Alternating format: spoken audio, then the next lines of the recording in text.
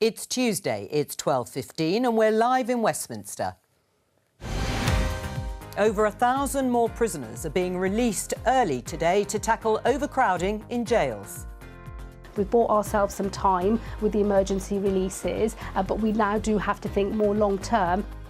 Keir Starmer's off to Samoa later today for the Commonwealth summit, where he'll face calls for slavery reparations. Also, in total, more than 10 million people will benefit from Labour's plan in every corner of this country. When this legislation is in place, would I start that small business again today? Sadly, the answer would probably be no. getting to grips with Labour's workplace reforms will cost business up to £5 billion a year. And if you take 2 or more flights a year, should you be taxed? Joining us today, Labour MP Lucy Rigby, Conservative MP Harriet Cross, the Lib Dem education spokesperson Munira Wilson and journalist and commentator Inaya Folarin Iman. This is Politics Live.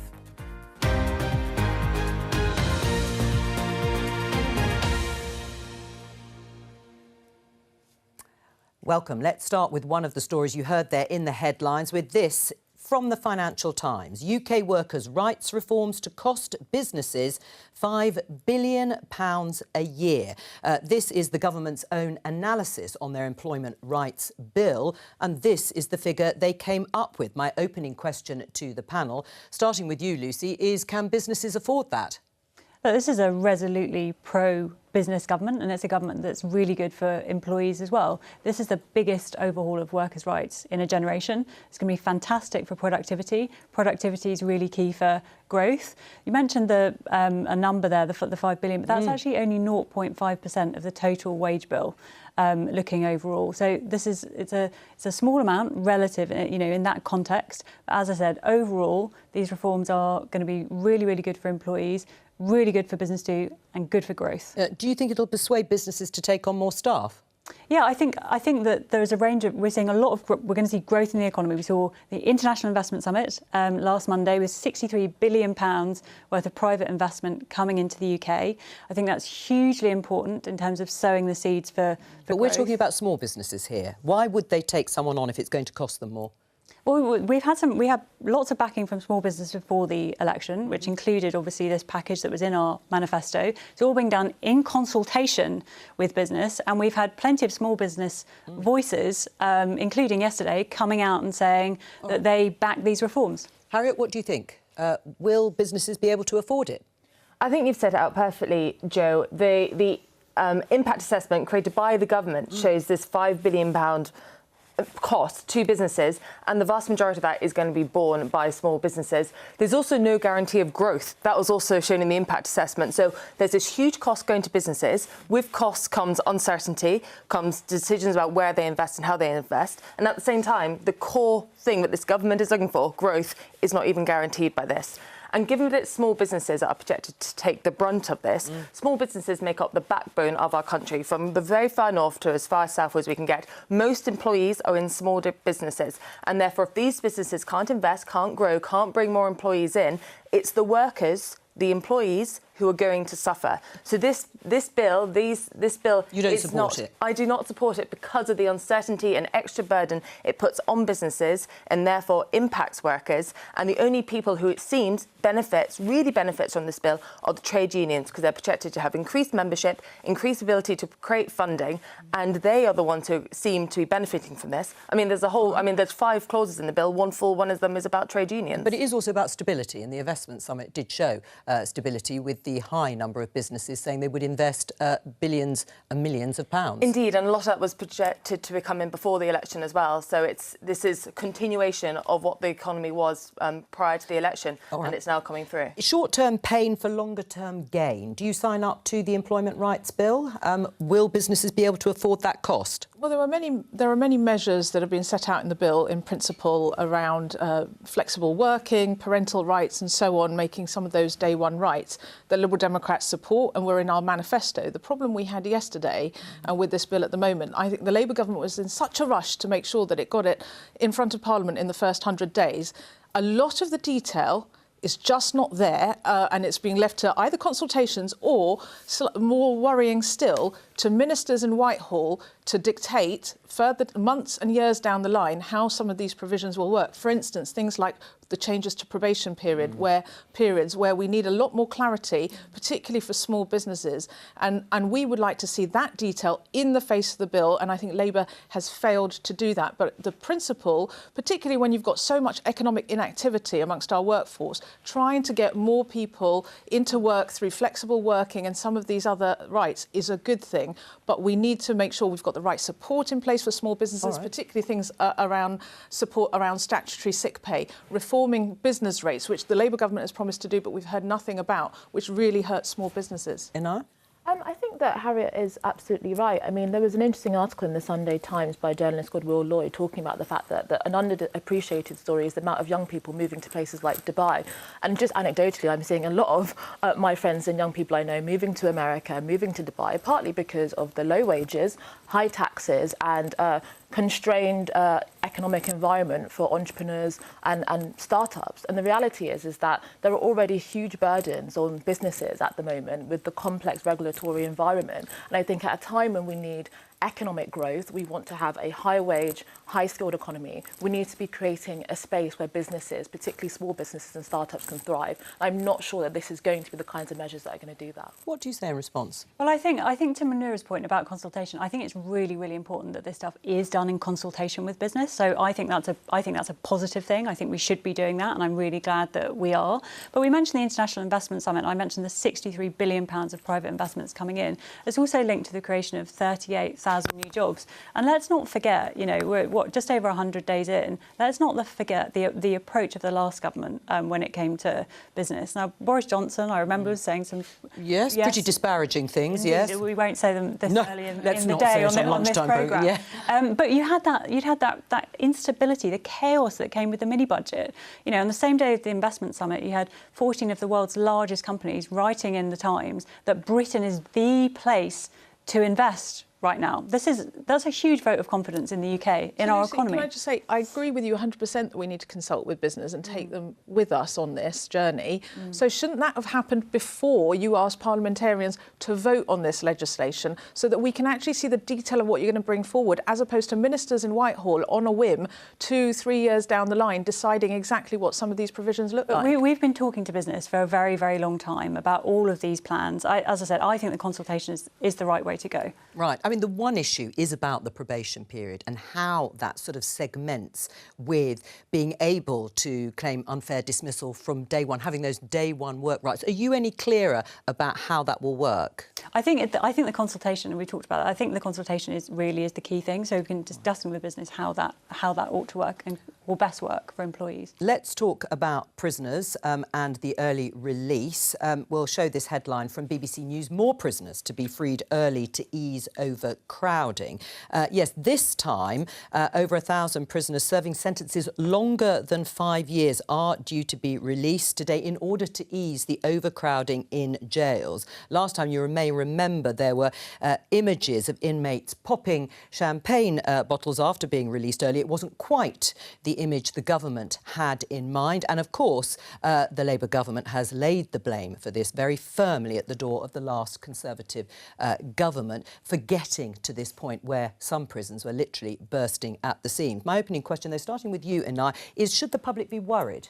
I think the public should be worried. I mean, I think the timing of this isn't particularly great. I mean, we've seen some very high-profile cases where people that have committed sex-related offences have received a suspended sentence. And there is a pervasive sense amongst the public that actually crime is on the rise and that the police are not doing enough about it. So when we're seeing prisoners being released, when we have a very high reoffending rate in this country, and there's a likelihood that many of those people are going to return to prison, unfortunately, what is the wider plan? Are we going to see prisons being built substantially? Is there a plan for that? Is there also going to be an accompanying plan of dealing with the reoffending rate in this country? So it just looks like prisoners are being released, but the wider package of actually how to respond to that prison crisis is not being dealt with. Lucy? Well, I think The prison crisis is a really hideous problem to have inherited. I actually think it's one of the most egregious examples of this terrible inheritance that we've had. It's really, really bad, frankly, for public safety that you would have promised all these prison places and then just not built them. But to Anaya's point, yeah, we do need to build more prisons. So we're going to deliver on these 14,000 more prison places that the last government promised and didn't deliver. But we also need to be addressing reoffending rates as well. And the Secretary of State for Justice is talking about that today. She's talking about a sentencing review too. But it's, again, on the prisoner release point, this is the no one wants to be in this place, frankly, and I'm sorry that we are, but we're being really careful about what we're doing and excluding certain categories of prisoners from those releases, which is absolutely the right thing to do. Well, do you want to accept the blame that's being laid firmly at previous Conservative government's doors? Even the former Conservative Justice Secretary, Alex Chalk, after the election said this was something that you were going to do if you had won the election anyway. So the prisons in the United Kingdom are definitely an area which is concerning and needs to be focused on. But I think it's also important to remember that the previous Conservative government was investing in prisons. We had planning permission in place for these new capital projects, so I hope that the Labour government does take them forward and start building them.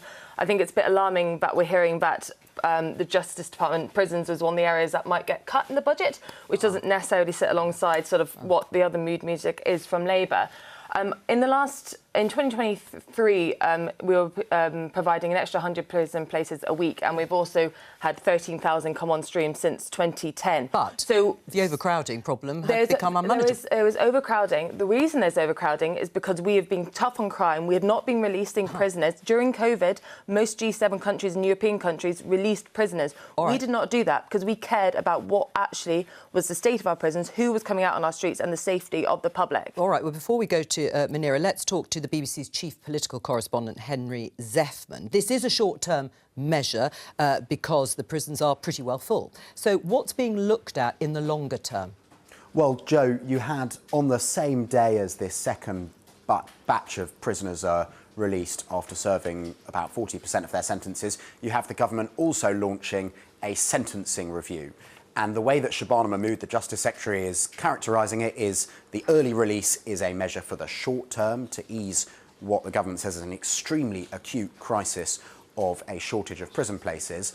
But the sentencing review will look in the long term at who should be in prison and for what sort of offences and when. That sentencing review is going to be led by David Gauke. He did Shabana Mahmood's job. He did it under a Conservative Prime Minister, Theresa May. I think it's pretty clear from some of the things that David Gauke has talked about in the past about questioning whether custodial sentences of 6 months or less are ever the right idea. I think that's a pretty clear indication of the direction of travel that this review is likely to go in. Henry, Harriet mentioned it, in fact. The budget, of course, is coming up shortly at the end of the month, and talking about the need here in the studio for more prison places, that costs money. And yet Shabana Mahmood, the Justice Secretary, was one of those reported to be going cap in hand to Keir Starmer, the Prime Minister, to stop the Chancellor, Rachel Reeves, from cutting her budget. Reports which, by the way, have been conspicuously undenied. So I think at this point we can say, yeah, that did happen. And that is very striking. I mean, I guess if we had Rachel Reeves here, she would say, well, there are all sorts of areas that they've inherited from the Conservatives that they would like to address through increased funding, but they simply can't afford to do so. Obviously, that's something the Conservatives, I'm sure, would contest. But that is one of the interesting things here. I think what we're getting into via this sentencing review, bit by bit, is an almost philosophical question about what this new government, what the Labour Party thinks about prison. Does it work? Does prison work? The sort of famous Michael Howard phrase from back in the day. Or, actually, should certain kinds of offence be punished in the community? You know, some of the things that Shabana Mahmood is said to be looking at are sort of more modern kinds of house arrest or credits for particular kinds of rehabilitation. But look, if money is too tight for the government to even have the capability to build more prisons or create the numbers of prison spaces that it might want to create, well, then that's not going to be a philosophical debate. It's just going to, by necessity, end up being an economic reality. Henry Zeffman, thank you very much. Does it work, prison? Looking at that philosophical debate, where is the balance? Well, prison should work, but at the moment it's quite clear it's not. We've got overcrowded, crumbling prisons, and prisoners not being educated and rehabilitated. I went on a visit to a prison actually just last month in South East London and talking to the head of education there about some of the cuts they're expecting in their budget. And I was talking to young men in that prison who actually do want to turn their life around. They want to retrain and they want to be able to come out and be able to rebuild a life for themselves. Yet we know the stats tell us that 1 in 3 offenders go on to reoffend within 12 months of being released. So we need to make sure that prison is working.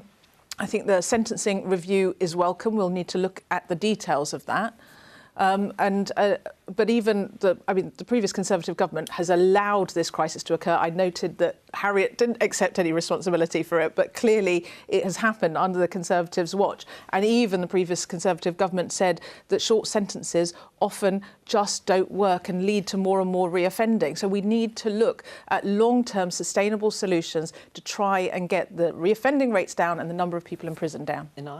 Well, I think Keir Starmer, does believe prison works because he sent hundreds of people that were involved in the riots to prison. So I think that there's a bit of mixed messaging there. But that prison is not just about rehabilitation, it's also about punishment and is also protecting wider society from dangerous criminals. So I think that we have to look at it in the round. And I am very worried about the idea of getting rid of shorter sentences because actually, for example, if you look at some of the rioters, many of them had been in and out of prison for 20 or so offences, and because it didn't reach the threshold for a longer sentence, they were just in for a few months, in and out, in and out, in and out. So actually, I think the public wants tougher sentences, the public wants stronger sentences for crimes because I think a lot of people are just used to the short sentences and therefore they're not actually getting the proper punishment. Would you like to see those short sentences go? I don't want to preempt the review. No, but what do you think? What do you think? I think it'd be really interesting to see this review, as you say, conducted by David Gork, and we'll see what comes out of it. I think it's prison. Munir is absolutely right. I think prison should work, but at the moment it's not. So we need prison sentences that punish. We need to reduce reoffending, and I think we do need to look at some of these options around home detention, for example. I think that's really interesting.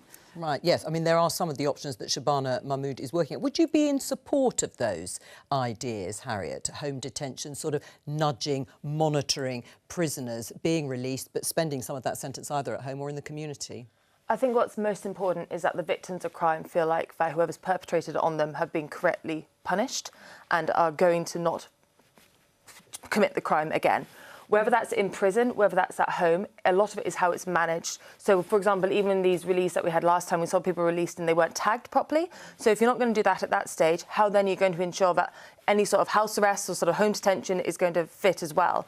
So I think any decision that's made regarding prisons and regarding prisoners should first see it through the lens of how is this going to impact the victim, because the victim should always be forefront of the mind when dealing with prisoners. And on that point, if I could just pick up, in the first tranche, we know that there were some errors, there was some loopholes, and perpetrators of domestic abuse who were in prison for common assault as opposed to a domestic abuse offence were released. Now, the impact for victims of domestic abuse to see abusers released when they shouldn't have been is really concerning. So with this next tranche, I want to see some reassurances and safeguards from government put in place that those dangerous criminals who potentially could go on to abuse somebody they were related to or in a relationship with are not being allowed out.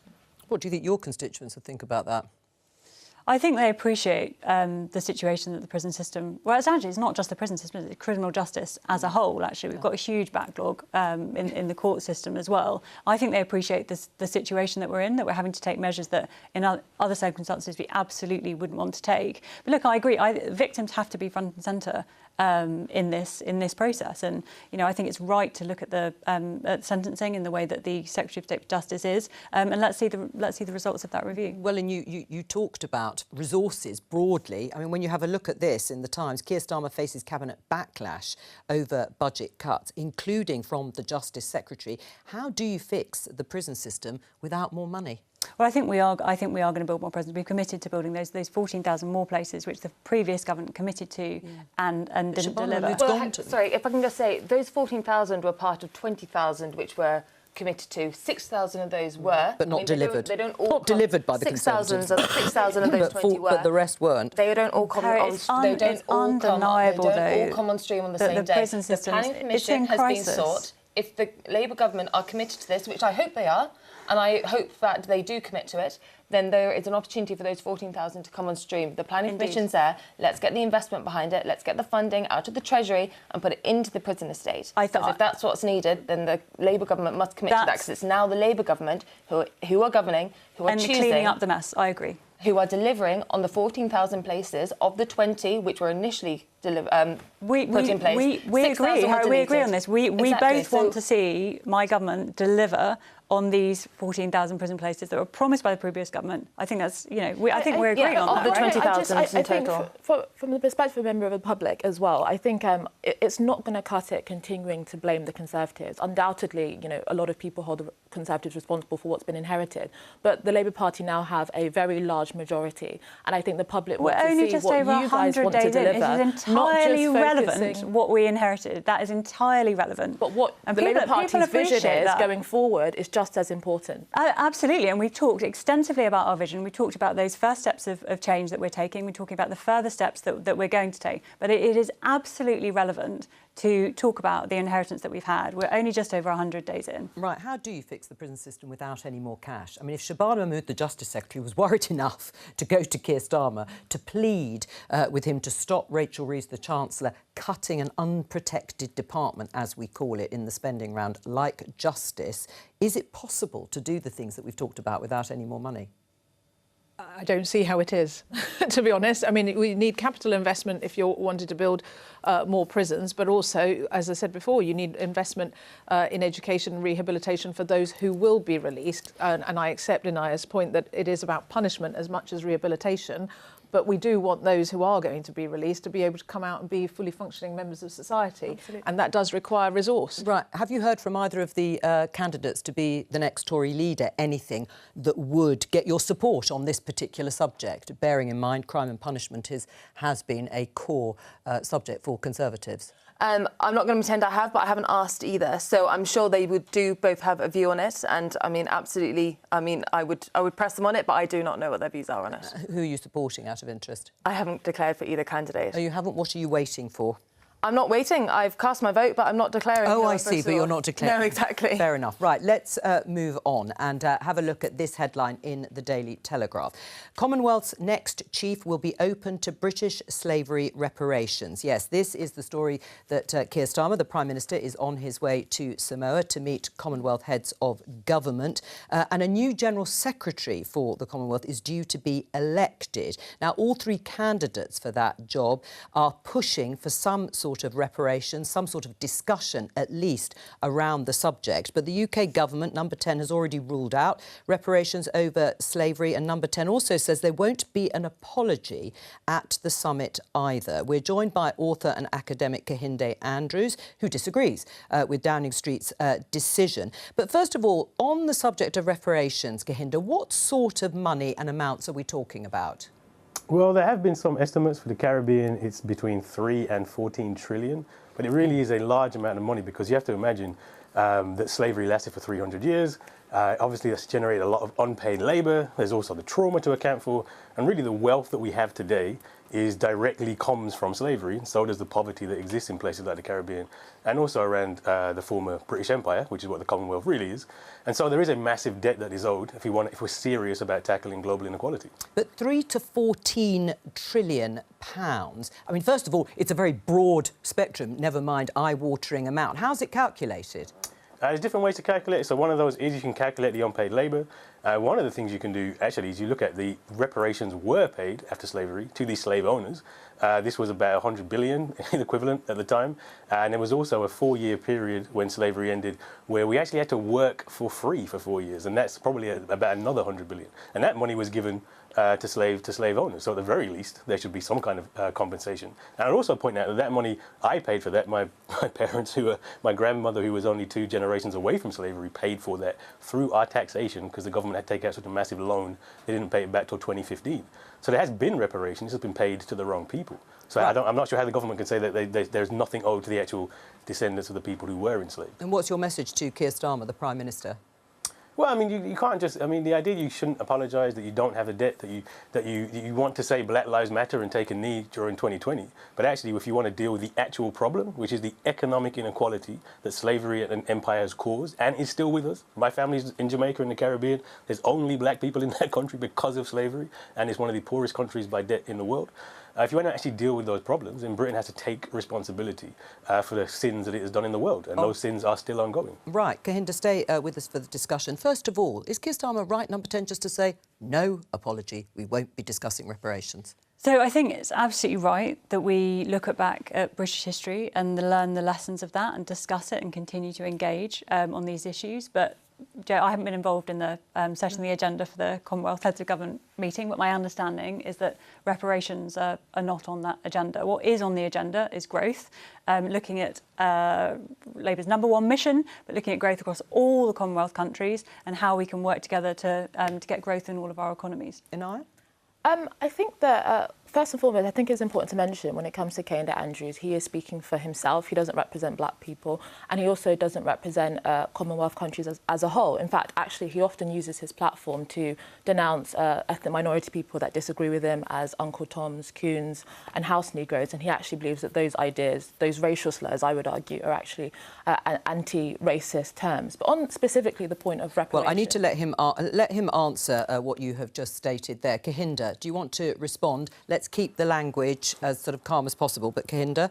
Oh, I mean, other than calling perfectly logical terms like house Negro, coon, etc., which do actually come from political protest and are not racial slurs, that's rather accurate. Yes, there are black people, can be bad enough. Maybe the next Prime Minister who doesn't want to support reparations, who doesn't think that government should pay back reparations and support anti-racist campaigns. And I think it's perfectly reasonable in that situation, where actually I am talking about the collective of black people, the collective of the people who are harmed by the Commonwealth. Well, and you don't speak for me, when there are black and brown Kahinda. people who go against those collectives, of course you should call them out. Why would we not? Well, so I'm happy that it's clarified that, the things that I said about him are actually accurate.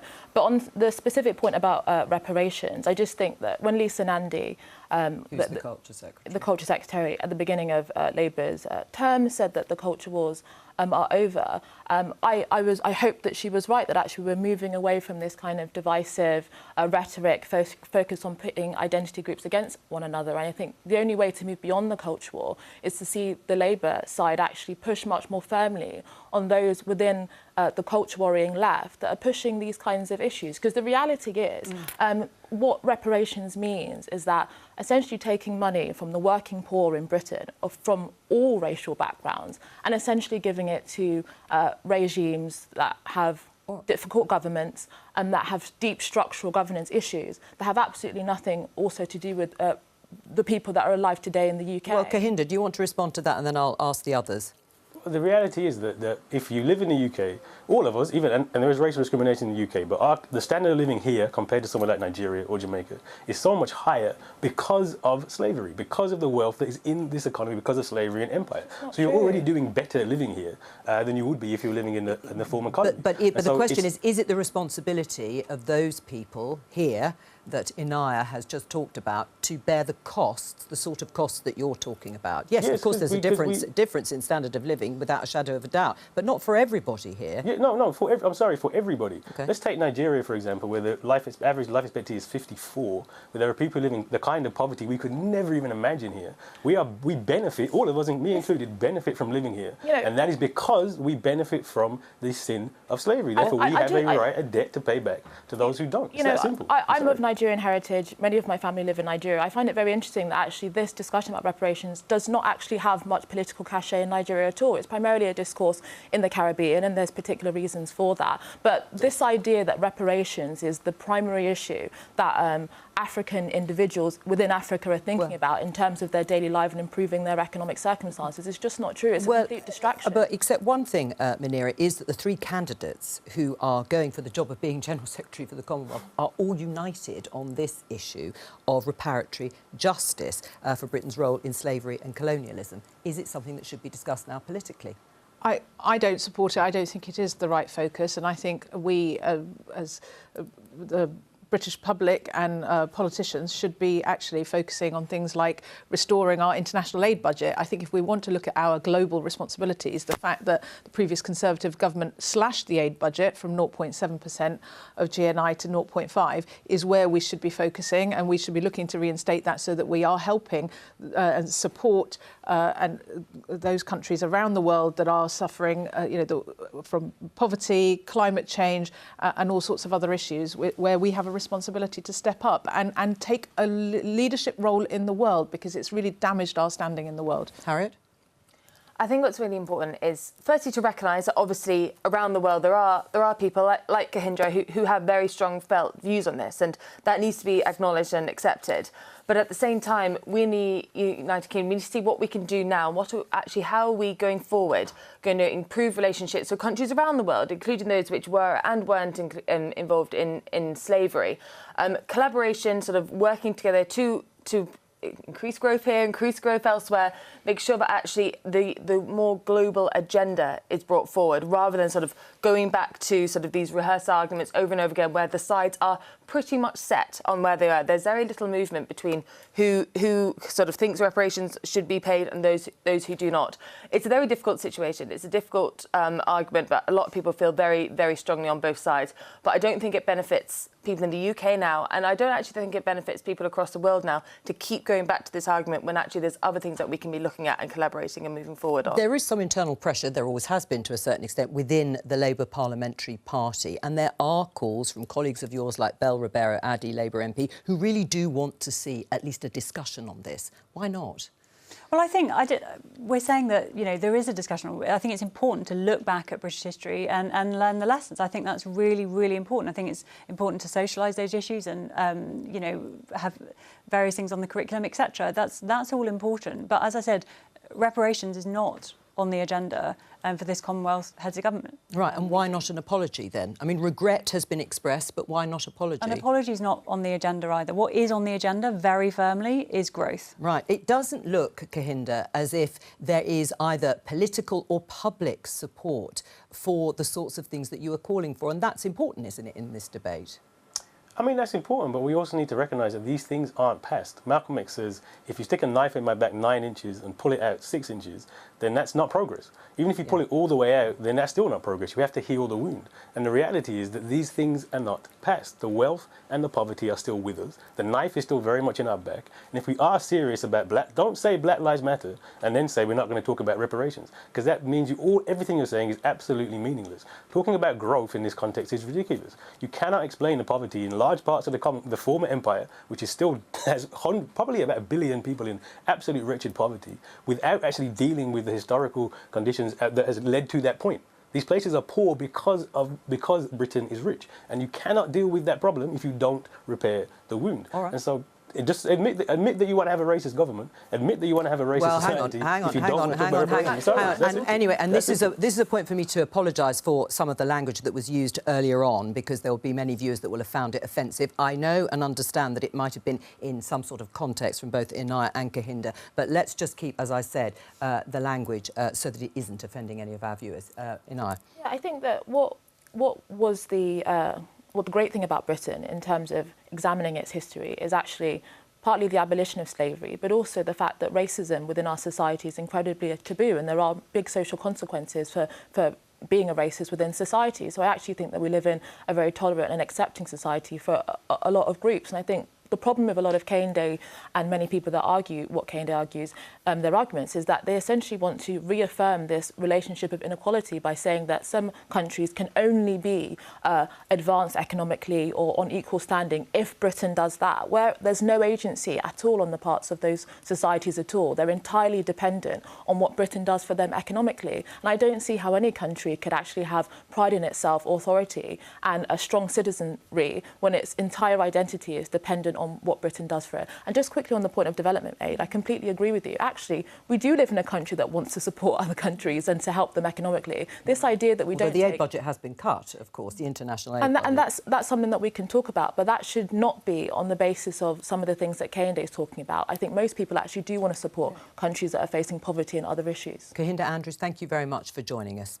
Let's talk about this headline in the Daily Mail. Labour plots a tax raid on your holidays with stealth levy on airfare set to be announced in upcoming budget cash grab. They were speculating about inflation busting hikes on air passenger duty, the tax paid when you book a flight. Can you enlighten us? Is this something that you would support? I can't enlighten you, Jo. Surprise, surprise. Should it be on the table? Look, I'm not going to speculate on the budget. We've still got a little while to go. I'm not going to go there. There's been an awful lot of speculation. We all know there has. There's been all sorts of speculation. I'm not going to. Have you joined the Treasury Select Committee? I have. Right. So on the Treasury Select Committee, do you think this would be something that should be on the table when discussing budget measures? On the Treasury Select Committee, we will get the opportunity to scrutinise the budget, to question, all sorts of people, including the Chancellor. But you don't have a view on this? I'm not going to speculate what may or may not be in the budget. Lib Dem support a rise in air passenger duty? Well, what we've called for is a reform of how flights are taxed. I think it's absurd at the moment, for example, that business and first-class airfares are exempt of VAT, for instance. But yes, we've called for a review of air passenger duty so that actually families who go on maybe one holiday abroad a year and fly once a year would actually see a cut in air passenger duty, and those frequent flyers who take 3 or more flights a year, particularly those in the business world who are regularly jetting off to meetings, actually they should be paying more because of the environmental consequences, but also for the exchequer. A good idea, Harriet, to tax frequent flyers. You say 3 or more, but a study's been done on people who fly 2 or more, I think. So I think I come at this slightly different, and I will pick up, Minura, on something you said.